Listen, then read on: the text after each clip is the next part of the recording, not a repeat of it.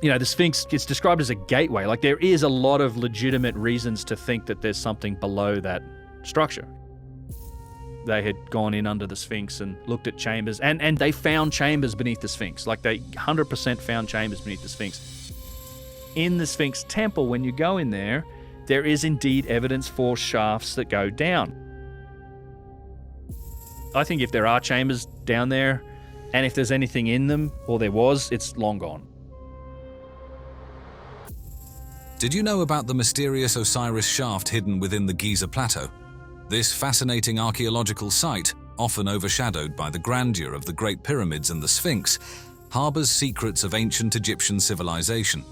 Though known since the late 19th century, it remained largely ignored as explorers focused on more prominent monuments. But the Osiris Shaft has its own story, one that has gradually unfolded over time. It wasn't until the 1990s that the Osiris Shaft began to receive the attention it deserved, thanks to the efforts of Zahi Hawass, a name familiar to many. He's documented the fact that Zahi's been enabling kind of secret expeditions digging and drilling around the Sphinx since the 1970s. Under his direction, a thorough exploration was undertaken, revealing the shaft's complex architecture and its connection to ancient Egyptian religious thought. However, accessing the deepest parts of the Osiris Shaft wasn't easy. The team had to overcome the significant challenge of draining the water that had flooded its lower levels, particularly the third level, which was partially submerged. The same story of a great flood, which brought a former age of the world to an end. The effort required to bring in modern equipment and remove the water was immense, but it was crucial to unveiling the shaft's hidden secrets.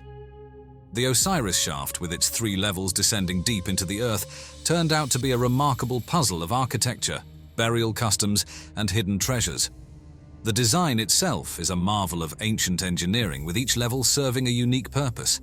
At the bottom, a large stone sarcophagus rests in a chamber partially filled with water, evoking the ancient Egyptian underworld.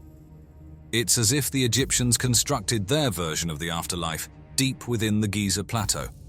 The second level, with its 6 empty burial shafts, adds to the mystery. Were they looted, or were they never intended to hold anything? This level offers insights into burial practices and rituals, though some aspects remain unclear. Despite the absence of inscriptions that could pinpoint who built the shaft and when, the artifacts discovered within, pottery shards, fragments of stone vessels, and other small items, suggest the Osiris Shaft dates back to the New Kingdom period. These artifacts provide valuable clues, helping researchers piece together the history of this incredible structure. One of the most poignant discoveries was the mummified remains found in the smaller chambers surrounding the central sarcophagus. These remains offer a rare glimpse into the lives of ancient Egyptians, revealing details about their diets, lifestyles, and perhaps even their deaths. Let's take a moment to talk about Osiris, the ancient Egyptian god of the afterlife, death, and rebirth. According to mythology, Osiris was betrayed by his brother Set, leading to a story of death, dismemberment, and resurrection that reads like an ancient epic. His wife, Isis, reassembled him and brought him back to life, making Osiris a symbol of the eternal cycle of life, death, and rebirth. The Osiris Shaft is thought to be a 3-dimensional tribute to this epic tale. But over here we have the god Osiris from Egypt, remembered by the ancient Egyptians as a bringer of the gifts of civilization. At the shaft's deepest point, there's a chamber filled with water, believed to represent the underworld. Standing before the large stone sarcophagus, which symbolizes Osiris's tomb, one can almost feel the connection to his journey through death and his role as ruler of the afterlife. But why was such a place built? One theory is that the Osiris Shaft served as a site for initiation rites, a kind of spiritual boot camp where participants underwent trials symbolizing death and rebirth, mirroring Osiris's experiences. These rites were believed to impart secret knowledge and bring about a spiritual transformation in the initiates. Some even speculate that the shaft's design was influenced by the stars, aligning with celestial bodies associated with Osiris and the afterlife. The shaft may have been a bridge between Earth and the heavens, representing the soul's journey after death. What's truly fascinating is how the structure of the Osiris Shaft and the artifacts found within echo ancient texts like the Pyramid texts and the Book of the Dead. These texts offer a window into the Egyptian view of the afterlife, complete with references to water, boats, and the importance of sarcophagi. The shaft can be seen as a stone-bound version of these ancient scrolls, a tangible connection to the beliefs and rituals of a long-lost civilization. Buried deep within the limestone bedrock, the Osiris Shaft is a three-level labyrinth that masterfully combines practicality with a touch of the mystical. Let's explore what makes the architecture of the Osiris Shaft so intriguing. The design and construction of the shaft are nothing short of remarkable, showcasing the advanced planning and building techniques of the ancient Egyptians.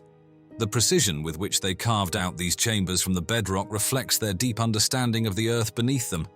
The entrance to the shaft is marked by a rectangular opening that leads to a vertical drop of about 10 meters.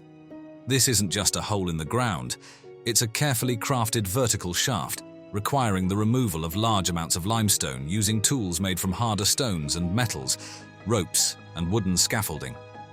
This feat of engineering is a testament to the skills of the ancient builders. The first chamber encountered is modest, devoid of decorations or treasures. Its simplicity might have been intentional, serving as a waiting room or a space for preparing for something more profound deeper within, possibly purification rites. The real intrigue begins at the second level, where another shaft descends another 20 meters. This chamber is more complex, containing 6 empty burial shafts that have sparked much speculation. Were they looted, or were they always meant to be symbolic? These shafts could have been used for actual burials, or perhaps represented the journey to the afterlife. The third level is the most dramatic. Descending yet another shaft, now 30 meters below the surface, you find a large stone sarcophagus at the chamber's center. This chamber, partially filled with water from the natural aquifer, isn't just a burial place. It symbolizes Osiris's tomb, tying into themes of rebirth and purification in Egyptian mythology. Graham Hancock is a name that often sparks lively discussions about ancient civilizations. Known for his books like Fingerprints of the Gods and Magicians of the Gods, Hancock's theories often challenge mainstream archaeological narratives. Let's consider how Hancock's unconventional ideas might offer new insights into the mysterious Osiris Shaft. I think there's a lot more remains to be discovered under the Giza Plateau. Yeah. Hancock's theories often revolve around the idea of a lost advanced civilization, one that predates known history and possessed advanced knowledge of astronomy, architecture, and mathematics. I believe that it's worth considering the possibility of a remote common ancestor, which passed down key information that was inherited by later cultures. Hancock might suggest that the Osiris Shaft, with its intricate design and possible astronomical alignments, serves as a time capsule from this sophisticated society. Could this ancient marvel be older than we think, or was it built with knowledge handed down from this enigmatic civilization? Hancock is also fascinated by how ancient structures align with the stars. While he hasn't specifically identified the Osiris Shaft in his star maps, it's easy to imagine it fitting into his broader theories. Could the shaft's orientation indicate a connection to celestial events or constellations associated with Osiris and themes of death and rebirth? That is who Osiris is. His image is seen in the sky as the constellation of Orion. Hancock's work suggests that many of Egypt's ancient monuments are part of a larger cosmic blueprint, with the Osiris Shaft possibly being another piece of that puzzle. One of the more dramatic aspects of Hancock's theories involves global cataclysms, particularly those caused by comet impacts during the Younger Dryas period, around 12,800 to 11,600 years ago. He proposes that these catastrophic events might have wiped out the advanced civilization he theorizes about. When we look at the water in the lower levels of the Osiris Shaft, Hancock might see it as more than just groundwater seepage. He could interpret it as a symbol of the world-altering floods his hypothesized civilization endured. Do you believe in the possibility of multiple ancient cataclysms?